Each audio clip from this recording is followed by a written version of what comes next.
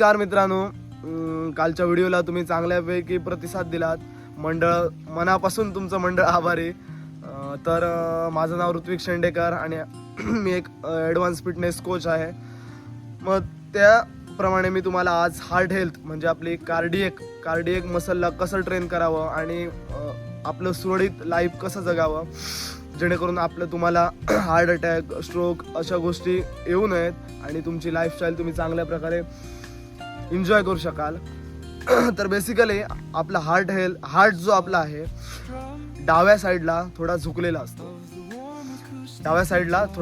असतो आणि आपल्या हार्टचं काम असतं पूर्ण जे रक्त आहे ते बॉडीमध्ये सिम्पल जर फंक्शन सांगायचं झालं तर आपल्या हार्टचं जे काम असतं ते बॉडीमध्ये ब्लड प्रोव्हाइड करणं असतं. मग ते ब्लड वेन्सद्वारे प्रोव्हाइड होतं. मग त्याला आपण कसं सुरळीत आणि चांगलं ठेवावं हे मी आज तुम्हाला या व्हिडिओच्या माध्यमाने सांगणार आहे. आता हार्ट हेल्थ सुधारण्यासाठी आपण काय काय करू शकतो हे मी तुम्हाला आता सांगतो. त्याच्या पहिले एक उदाहरण मी तुम्हाला सांगतो. आपल्या घरी एक घड्याळ असतं जे भिंतीला लावतात त्याला सेल असते. जोपर्यंत ती सेल चालू आहे तोपर्यंत ते घड्याळ चालू आहे. जेव्हा ती सेल संपते, खराब होते, तेव्हा ते घड्याळ पण बंद, ऑटोमॅटिकली ते काटे फिरायचे बंद होतात. तसंच पण आपल्या बॉडीचं आहे. आपला हार्ट सेलचं काम करतो. जोपर्यंत आपला हार्ट आहे तोपर्यंत आपली बॉडी चालणार आहे.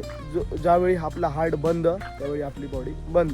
म्हणूनच ते स्ट्रोक वगैरे येतात. त्याचं कारण हे. मग ते आपण घड्याळाची सेल बदलू शकतो पण आपला हार्ट आपण बदलू शकतो का? नाही.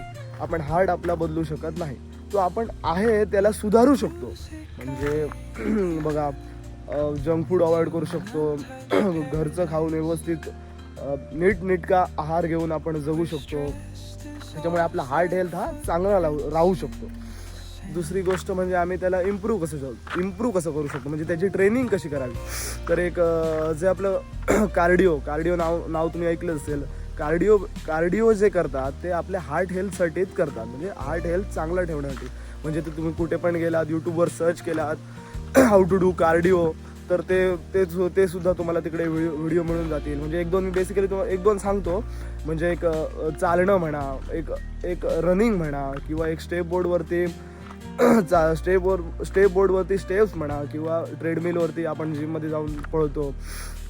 ह्याने आपला हार्ट हेल्थ इम्प्रूव्ह होतो.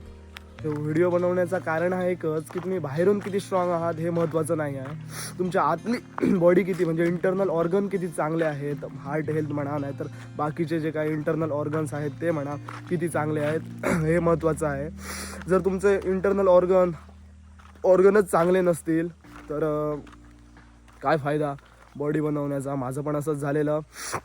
3-3.5 वर्ष जरा कार्डिओकडे जरा दुर्लक्षच झाला म्हणायचा. मग श्वास वगैरे फुलणे अशा गोष्टी होतात. त्यापेक्षा आम्ही आपल्याकडे जे आहे त्याच्यापासून चांगलं हेल्दी आणि आपण फिटनेस फ्रीक लाईफ जगू शकतो. तर सांगण्याचा उद्देश हाच की अन्य गोष्टींकडे लक्ष न देता म्हणजे वाईट गोष्टींकडे न लक्ष देता आपण थोडं फिटनेसकडे पण वळूयात. जेणेकरून आपली येणारी पिढी आहे आणि आपले सराउंडिंग जे मित्रपरिवार आहेत त्यांनी पण आमच्यामुळे काहीतरी शिकलं पाहिजे. एवढंच. मनापासून आभार तुमचे. कालच्या व्हिडिओला तुम्ही चांगला प्रतिसाद दिल्याबद्दल. पहिलाच व्हिडिओ होता. आता पण थोडं बोलताना ते अडकायला वगैरे होतं, जमलिंग होतात, वर्ड लक्षात येत नाहीत. पण थोड्या दिवसाने ते पण होईल असं मला वाटतं आहे. आणि खूप जणांचा सपोर्ट आहे या गोष्टीमागे. खूप जणांनी स्टेटस वगैरे लावले आहेत, लिंक वगैरेचे. त्यामुळे त्यांचे मनापासून आभार. खूप जणांनी चांगले विशेष पण दिले आहेत, त्यांचे पण मनापासून आभार. नेक्स्ट ब्लॉगमध्ये काहीतरी चांगलं आणि काहीतरी तुम्हाला शिकण्यास्पद काहीतरी घेऊन येईन. धन्यवाद.